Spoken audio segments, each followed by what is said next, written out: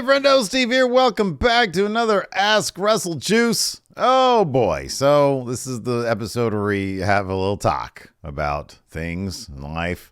WWE, evidently, according to rumors, a report from Cassidy Haynes at bodyslam.net, first reported, at least from what I can tell, that he was the first guy to have this, that sources have confirmed that the WWE has reached an agreement in principle to be purchased and taken private by the Saudi Arabian Public Investment Fund.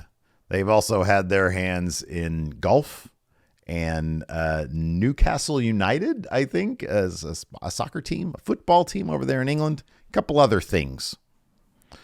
If this is true and it is seen to completion, this is bad news for a lot of reasons. Unless you're like a WWE shareholder and you have like a lot of stock in WWE and you're only into WWE because of the stock and you don't care about like the creative presentation and what it means, et cetera, et cetera. So this is Ask Russell Juice. So I saw a couple questions here because here's the deal.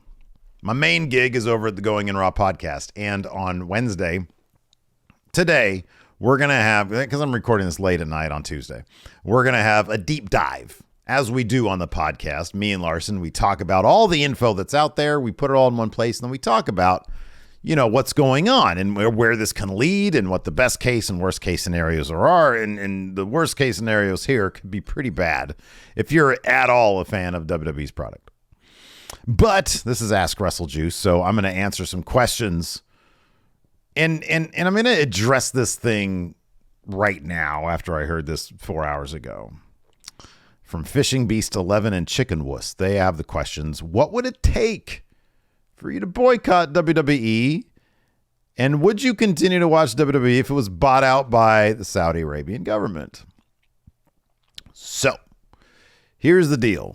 I don't know if this deal is actually going to be seen through to completion. I don't even know. This has not been confirmed as of late night Tuesday night. Now, for all I know, in the morning, by the time this goes up, it is entirely possible. It might even be probable that the WWE will have released a statement that says the WWE and the Public Investment Fund have come to an agreement under principle to, merge or whatever. WWE's agreed to be purchased. So that I fully expect by the time this is actually up. And I'm not going to cut a thing in because in the morning I got sleep face and everything. So I expect that to be the case. I expect it to be the case. There's a lot of work to be done after the fact. I read a little report on Fightful. Sean Ross Sapp is starting to gather information about this. And he said there's some things that don't add up.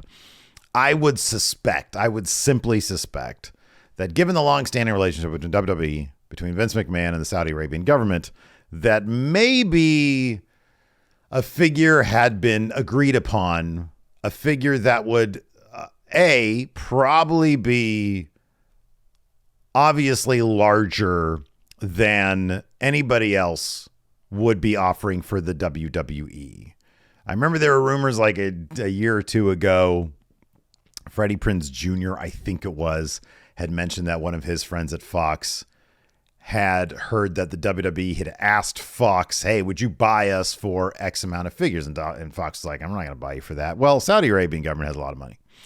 And so what I suspect is there was a number thrown out there with a caveat. The caveat is, we like you, Vince McMahon. You get to keep running the company. Now, whether or not Vince McMahon wants to do that, I kind of suspect he does, to be honest with you. He wouldn't have been, sitting there at gorilla position up until July if he didn't like doing that. But the reason why that's kind of important is because, number one, it'd be a massive amount of money, more than maybe Comcast would be able to offer. Let's say $10 million, which is an astronomical figure, given the company is worth, I think the market cap is, I actually have it right here. The market cap is, no, I don't. Probably $5 billion. Maybe it's up to $6 billion now with the stock market, with the stock increase. So $10 billion would be an astronomical figure that I don't think anybody would be able to match. And on top of that, you have the caveat that Vince gets to continue to run the company. And more importantly, because they'd be private, he wouldn't be sort of, at the mercy, if you will, of the shareholders. What that would mean for example, WWE's media rights deals, if Comcast would continue to play ball. I mean, they've had the Saudi Arabia shows on Peacock. That's a Comcast deal. So I don't know. There's a lot of questions. And because of the size of a potential deal like this, there's still a lot of sort of legal loopholes and hoops and barriers that would need to get through. But by and large, I mean, you know, if it's a matter of the deal just needing that due diligence and going through because the Saudi Arabian government really wants to get the deal done, and Vince McMahon really wants to get the deal done, then there's probably nothing stopping them from doing that. Would I discontinue me watching WWE? No, that's not possible for me because this is my job. This is how I get, this is not a hobby. This is how I get paid. This is how I pay for this house. This is how I put food on the proverbial table. We don't actually eat at a table. We eat in the living room, usually watching TV. We're one of those families. Very happy one at that. So no, I would not discontinue my watching of WWE. I'll give you, look, I'm old, so I'll give you a little old head advice here. There is no ethical consumption of entertainment.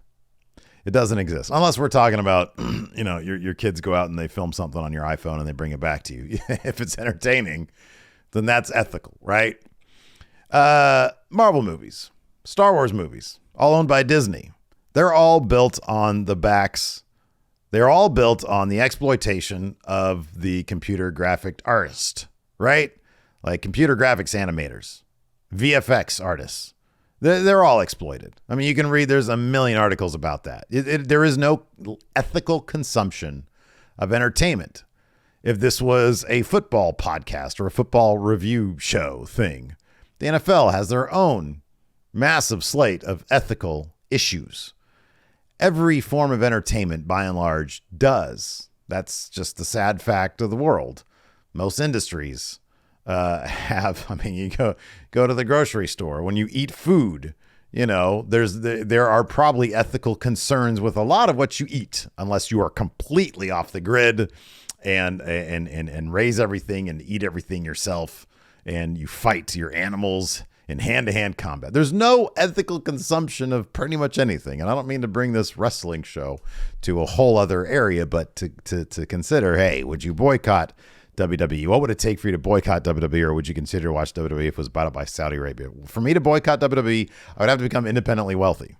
I would have to decide to choose a new career path, and then I could, I guess, boycott WWE. But that's not going to happen. I enjoy my job. But it is nights like this that are a bummer, because I do believe that this is simply going to lead to Vince McMahon being in charge of creative. And the bottom line is, what we do here at WrestleJuice and what we do on Going in Raw is we analyze the entertainment that we see on our TV. It's not really our jobs to get on a soapbox and talk about how unethical it is for WWE to do this. I've heard this term sports washing thrown around, and it's a form of propaganda. Saudi Arabian government, you know, wanting to build up some good PR to mask, to wash away the sins of their awful humanitarian record, their the treatment of women, the treatment of LGBTQ people in the country. It's I mean, you guys know what I'm talking about. And so they purchased a big company like WWE to help with their propaganda efforts, right? And that's some heavy stuff. It really is. It's some heavy stuff, and I don't take it lightly. You know, it's why we do a charity stream every time there's a Saudi Arabia show over at Going in Raw. That's what we do. We do a charity thing to try to, you know, raise some money for good stuff. And everybody understands. Everybody pitches in. They're usually pretty successful. But for me to boycott WWE, it would be a bit hypocritical if I just changed my channel to, let's say, like a movie review channel, because then I'd only be able to review independent productions that I know are ethical in nature. And I'm simply not going to do that, because you can't get away from that kind of stuff. You can't consume only things that are completely ethical because it's just not possible in this world. So that's just the God's honest truth. I'll continue to cover the WWE. I hope the creative doesn't go to shit. Stephanie McMahon resigned. I don't know what that means for Triple H. Would it be possible for Triple H and Stephanie and Regal to start their own wrestling company? I don't know. Maybe. If there's a lot of walkouts in WWE, yeah, I honestly don't know. Probably not. They're probably going to make out with a lot of money at the end of the day.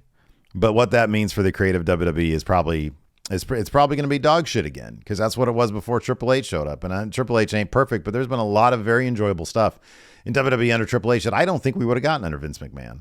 So it's going to go back to just trying to appreciate what we can about the product. And if it takes a severe downturn, then you're probably going to, hear us just talking a lot of shit about it and having as much fun as we can with a crappy product. Dex Guns also ask, would it be hard to imagine that Triple H could end up leaving or lose his creative control? No. And what does it mean for the talent that Triple H brought back? I don't know. Not being used? Released?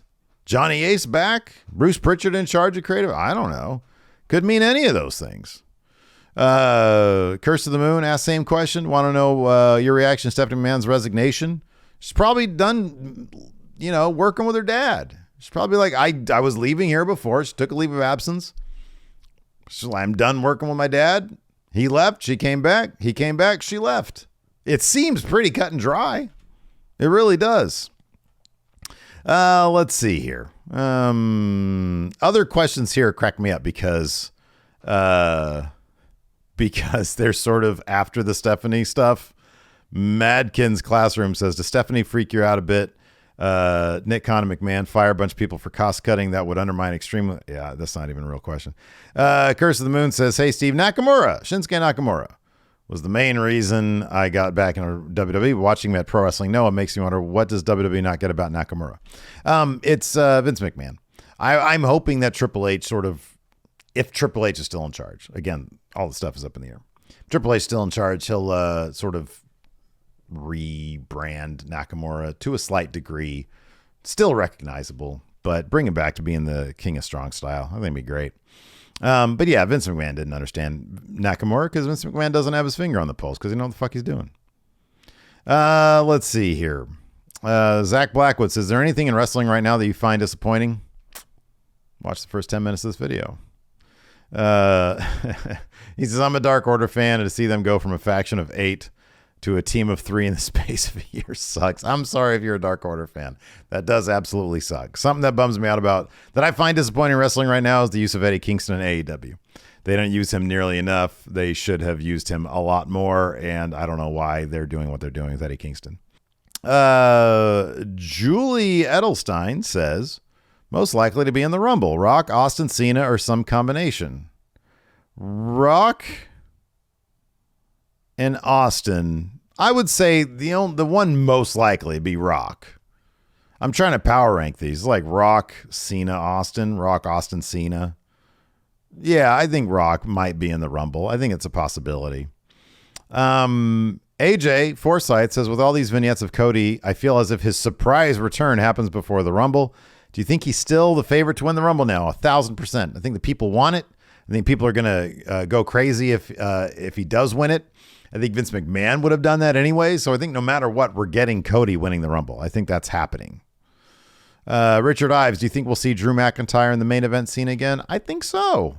I think once the titles are split, I think a year from now we'll see that. I think once Roman is not really the title guy anymore, which I don't know, maybe he'll be the Universal title guy for another 3 years. I don't know. Maybe they'll try to have him break Bruno's record with the Universal Championship. I think that's a possibility. Suplex Casey says, I've been listening to the Guy Evans Nitro audiobook. The Nitro book is great by Guy Evans. Check it out. It's amazing. What other event in wrestling would you like a really deep dive on? Vince McMahon and his... I'm actually currently reading a book called Death of the Territories, and it is a deep dive on Vince McMahon snatching up the territories back in the early 80s. But narratively speaking, it's kind of a dry book. It doesn't really paint the kind of picture that the Guy Evans book does. It sort of like goes from fact to fact to fact. And it's awesome in terms of just learning about the stuff. But Guy Evans' Nitro book tells the story with so much more character, if you will. So I would actually like sort of a telling in that style of Vince McMahon and how he came to snatch up all those territories. Centrifuge. Is there anything that could be done in terms of production, presentation, etc., to make AEW's 2 Dark shows feel more like their premiere shows? I want to watch Dark, but only when the signed wrestler is the one getting promoted before the match, and they're the only one getting an entrance while the jobber gets the already in the ring treatment. It kills the vibe for me entirely. Well, yeah. More competitive matches, I think, right? I think that's what you do. I think, there's something you can do with that. I honestly think that if there is, what about this? Dark and Elevation, for those shows, you give them divisions.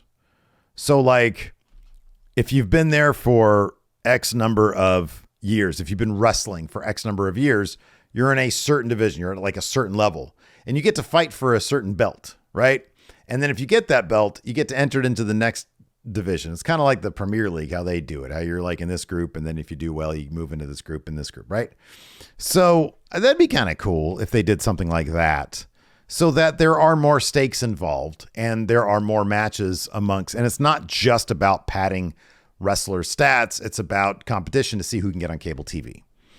I think that could be kind of cool. It's me, Benny B says, hey, Steve, do you think there is a long-term plan with Hook? Undefeated streaks are cool, but his current run doesn't seem to be going anywhere. Oh, man. Long-term plan with Hook? I don't think there's a long-term plan with much of anybody in AEW, to be honest with you. I don't. I think that Tony Khan seems to go off of, the Hook continues to get good reactions. So every once in a while, he'll sort of move him up into another level. It seems like he's getting there now with the Jungle Hook tag team. Him sort of mixing it up with some like upper mid card guys. I think they're sort of testing the waters with that, but I don't think there's a long time. I don't think that Tony Khan really does long-term plans that much, to be honest with you. I just don't. Let's see here. Braden Loader says, odd question. Why is the WWE the only wrestling promotions with unique turnbuckles other than New Japan? AEW doesn't have the logo on their turnbuckles? I did not notice that. I thought a lot of people did that. I don't know. WWE's obsessed with their own logos, I guess. They just want that shit everywhere. I would do it, but like I own a wrestling promotion, and that's like one thing I'd like to do is like sort of get the branding for the mat, get the branding for the turnbuckles, but that shit costs money. We're trying to make money, not spend money. Kicking it with Leo. Do you think Dana Brooke should go back to NXT and come up with a character that fans can get behind? I don't think she has to go to NXT to get a character that the fans can get behind. I think you look at Lacey Evans. She's getting a new character right now as we speak on main roster. They could do the same thing with Dana Brooke. Not the Marine thing, because that's Lacey Evans. Justin Driver, do you see Jay White going to the Fed, trying out AEW, or eventually just staying in Japan? I wish he'd stay in Japan. I think he does great work there, but it seems to be, according to Fightful Select, that Jay White is going to be moving on to WWE, which could be great. It could be not great, depending on who's in charge of creative. Thor Marquez will be getting more Try Not to Cringe videos. Yes, absolutely. The last one I did was called The Last One because the author of it said it was going to be the last one that he does. But there are others that I've not done yet, and I plan on doing them. Terry Stockton says, do you think there's an Uncle Howdy and an Uncle Harper? Do the masks they keep showing for Uncle Howdy change, or is it two different people or entities? Your guess is as good as mine. Nobody's actually referenced anything named Uncle Harper. That was a trademark that WWE had. For all we know, it could have been Uncle Howdy and Uncle Harper were two ideas for the same thing, and then they decided to go with Uncle Howdy, and there is no Uncle Harper. I think it's the same guy. I think it's Uncle Howdy, regardless of what mask he's wearing. Let's see here. Green Giant says, I'm mostly a WrestleMania season watcher based in the UK. Survivor Series to Mania. What do you think WWE could do to incentivize people like myself to watch the product all year round? The lull after WrestleMania all the way to Money in the Bank is just nothing happens. It's just a bunch of dog shit. Nothing happens until Money in the Bank, and then you get SummerSlam, and then you got to wait till so you just need more stuff to happen. Maybe like King of the Ring. Maybe you do your annual King of the Ring tournament, and that gets you a guaranteed shot at SummerSlam in the main event, similar to how like the G1 does Wrestle Kingdom, or of course the Royal Rumble to WrestleMania. Let's see here. Gustavo Clarindo, what are some movies and TV shows you're looking forward to in 2023? The Ant-Man movie with Kang. That looks cool. But again, it's built on the back of the exploitation of CG artists everywhere. Let's see here. Let's get some more questions. A couple of these had a lot of thumbs up, so I'm going to get those. Here we go. Alan Bones Jones. A lot of people thumbed up this one. Hoping Hour of Honor or whatever TV show Ring of Honor will have an honor club soon. Who do you think should be the 4 pillars of the new Ring of Honor? Lee Moriarty. The 4 pillars. The pillars are like young people, right? They're like younger. So Lee Moriarty, Willow Nightingale. Probably, I think Daniel Garcia should go to Ring of Honor, to be honest with you. And then as an act, Top Flight.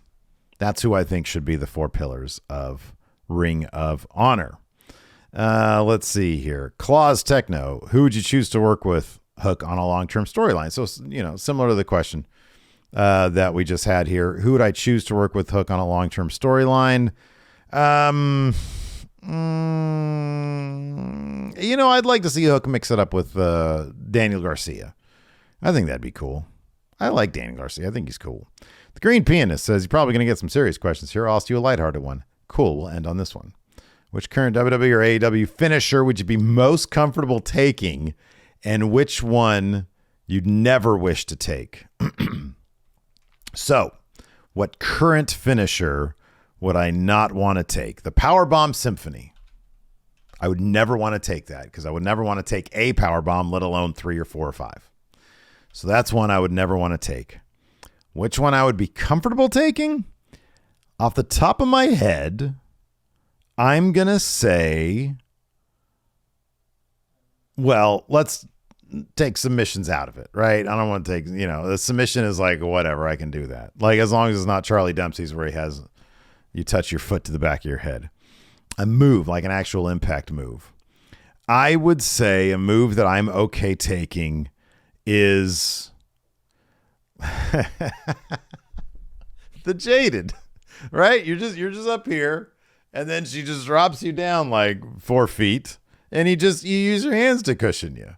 So it'd be the Glam Slam. It'd be the Jaded. I'd be fine taking that move. I'm trying to think, is there another one? Oh, Braun Strowman's Power Slam. His arms are so big. I feel like it'd just be like, oh, this is like a fun roller coaster ride. And then you get like a little impact at the end. But I think Braun would take care of you. Anyways, that's going to do it for this lively episode of whatever this is called, Ask Wrestle Juice. Thanks for watching. Check out this video over here. It'll brighten my day if you do. See you over there.